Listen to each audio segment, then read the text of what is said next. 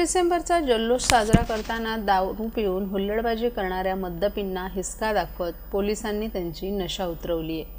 पालघर, ठाणे आणि रायगडात पोलिसांनी नाकाबंदी करून ड्रिंक अँड ड्राईव्ह विरोधात कारवाई केली। यामध्ये तब्बल 897 जणांवर दंडात्मक कारवाई करत त्यांची वाहनं जप्त करण्यात आली आहेत। 31 लेट नाईट साजरी करणाऱ्यांवर पोलिसांनी टाईट कारवाई करून दारुड्यांच्या मुसक्या आवळल्यात।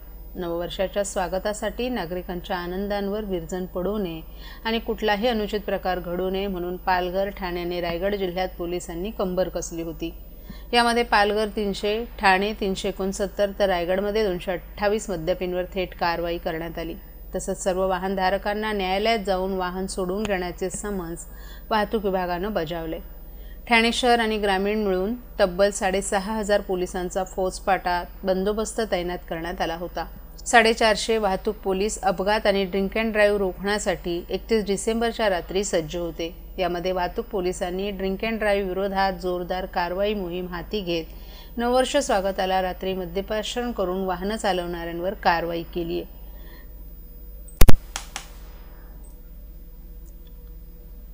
सरत्या वर्षाला निरोप देण्यासाठी आणि नवीन वर्षाचं स्वागत करण्यासाठी ठाण्याच्या तलावपाळीजवळ ठाणेकरांची पावलं वळली। त्यामुळे तलावपाळी येथे संध्याकाळपासून प्रचंड गर्दी होती। परिणामी अनेक भागात मंगळवारी मध्यरात्रीपर्यंत रस्त्यांवर मोठी वर्दळ आणि काही ठिकाणी वाहतुकीची कोंडी झाली होती। यावेळी ठाणे शहरातील तरुणाई आणि अनेक नागरिकांनी आपल्या मित्रांसोबत तसंच कुटुंबियांसमवेत मासुंदा तलाव येथे सरत्या वर्षाला निरोप देण्यासाठी एकच गर्दी केली। नवीन वर्षाच्या स्वागतासाठी आकाशात फुगे सोडत ठाणेकर एकत्र आले। नाताळ आणि नववर्षाच्या स्वागतासाठी अनेक जण कुटुंब कबिल्यासह बाहेरगावी गेले आहेत। मात्र ज्यांना काही कारणांमुळे पर्यटन स्थळी जाता आले नाही असे ठाणेकर मंगळवारी तलावपाळी उपवन तलाव येथे धावले। ठाणे शहरातील ठिकठिकाणचे हॉटेल्स, रेस्टॉरंट, पब यांनी खास पार्ट्यांचं आयोजन केलं होतं। तलावपाळी येथे होणारी गर्दी लक्षात घेऊन शहरात पोलिसांचा कडेकोट बंदोबस्तही ठेवण्यात आला होता। भाजपचे राष्ट्रीय प्रवक्ता प्रेम शुक्ला यांनी यादव आणि अहिर समाज यांच्यावर जातीवाचक अभद्र टिप्पणी केल्याबद्दल यादव अहिर समाज ट्रस्टच्या वतीनं काल 1 जानेवारी रोजी शासकीय विश्रामगृह येथे निषेध आंदोलन करण्यात आलं। यादव अहिर समान भारतीय सनातन पुरातन प्राचीन अभिर समान आहे।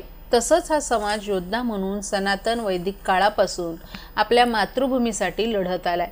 यादव समान हे गाय, बैल, गोस इत्यादींचं पालन करतात, तसंच कृषीचंही कार्य करतात। दरम्यान भाजपचे राष्ट्रीय प्रवक्ता प्रेम शुक्ला यांनी सर्व न्यूज चॅनल समोर यादव आणि अहिर समाजाची माफी मागावी अशी मागणी आंदोलकांकडून करण्यात आली आहे।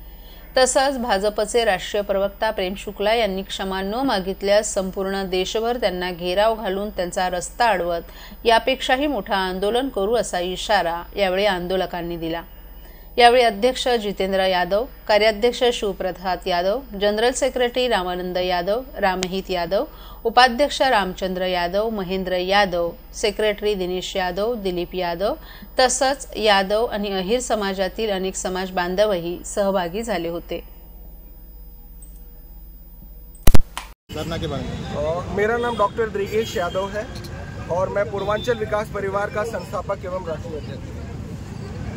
प्रेम शुक्ला जी ने एक अभद्र, ये भारत जो है वो पालक देश है और प्रेम शुक्ला जी ने बड़ी अभद्र टिप्पणी की है कि अहिर जो है भैंसों का पिछवाड़ा धोते हैं। हम तो गाय और भैंस दोनों को साथ में ही पालते हैं। ये सच है कि हम उनका पिछवाड़ा धोते हैं और पूरे समाज को दूध देकर पूरे उनका हृष्ट-पुष्ट बच्चों को उनके हृष्ट-पुष्ट बनाते हैं, समाज का पालन पोषण करते हैं। और इस बात को तुच्छ नज़र से देखा जाना ये बहुत बुरी बात है और गाय का अपमान हम तो इसे मानते हैं। बीजेपी एक और कहती है कि गाय हमारी माता है, हम गोपालक लोग हैं, ये हमारा अपमान कर रहे हैं तो ये गाय का अपमान नहीं है क्या?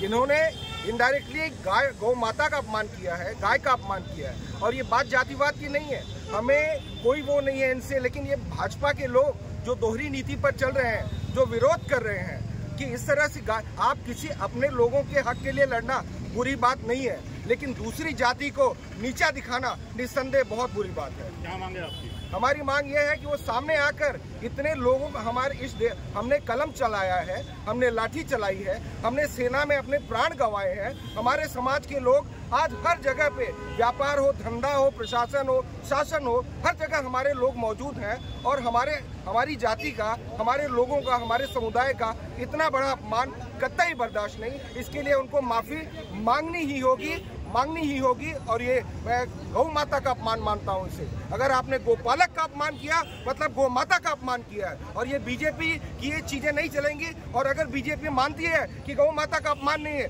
तो अभी इसी वक्त उन्हें सस्पेंड करें, वहाँ से उन्हें हटा दे, रेस्टिकेट करें। महाराष्ट्रातील भगिनींना आधार देणारी राज्य शासनाची मुख्यमंत्री माझी लाडकी बहीण योजना, या योजनेअंतर्गत अल्प उत्पन्न गटातील 21 ते 65 वयोगटाच्या भगिनींना मिळणार दरमहा 1500 रुपयांची मदत। अर्ज करण्यासाठी 31 ऑगस्ट 2024 पर्यंत मुदतवाढ। कुटुंबाचं वार्षिक उत्पन्न 2.5 लाख रुपयांपेक्षा कमी असलेल्या महिला पात्र। कुटुंबाकडे पिवळं किंवा केशरी रेशन कार्ड असल्यास उत्पन्नाचा दाखला आवश्यक नाही। पांढरं रेशन कार्ड असेल किंवा रेशन कार्ड नसेल तर कुटुंबाचं वार्षिक उत्पन्न 2.5 लाखांपेक्षा कमी असल्याचा दाखला आवश्यक। योजनेसाठीचा ऑनलाईन अर्ज नारी शक्ती दूत ॲप वरून किंवा पोर्टलवर भरता येईल। ज्या भगिनींना ऑनलाईन अर्ज भरता येत नसेल त्यांच्यासाठी अंगणवाडी, ग्रामपंचायत, वॉर्ड ऑफिस, सेतू सुविधा केंद्रामध्ये किंवा आशाताई बचत गटाच्या CRP यांची मदत उपलब्ध। आता आपल्याला अभिमानाने म्हणता येईल, सुखी आणि सुरक्षित आहे माझी लाडकी बहीण।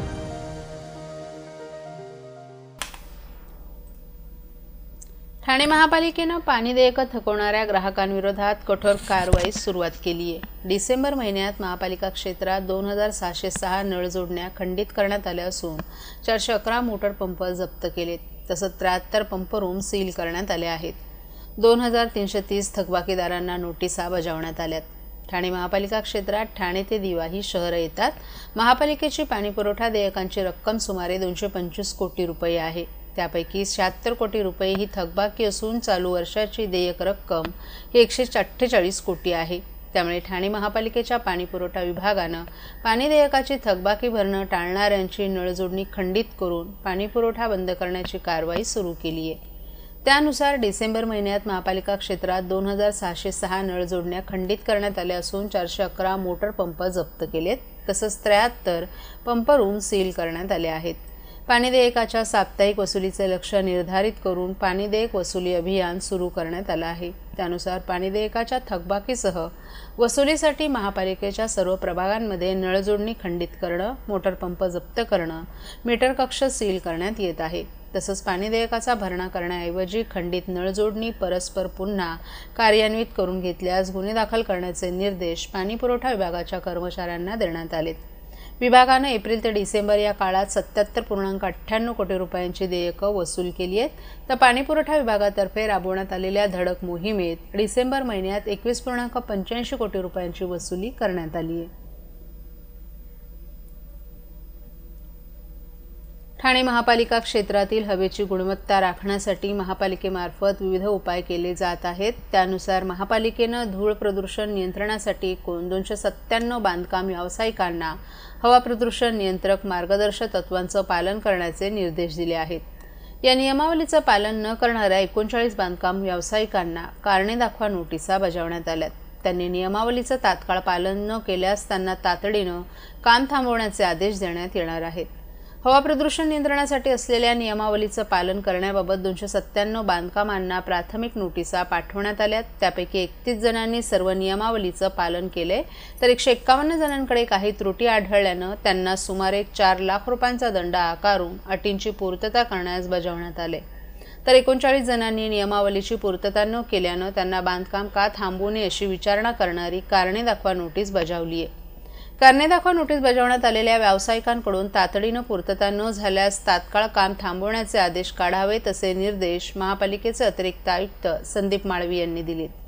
तसंच सर्व 297 बांधकाम स्थळांना अचानक भेट देऊन सर्व नियमांचं पालन होत असल्याची खात्री पर्यावरण विभागानं सतत करावी असंही माळवी यांनी स्पष्ट केले।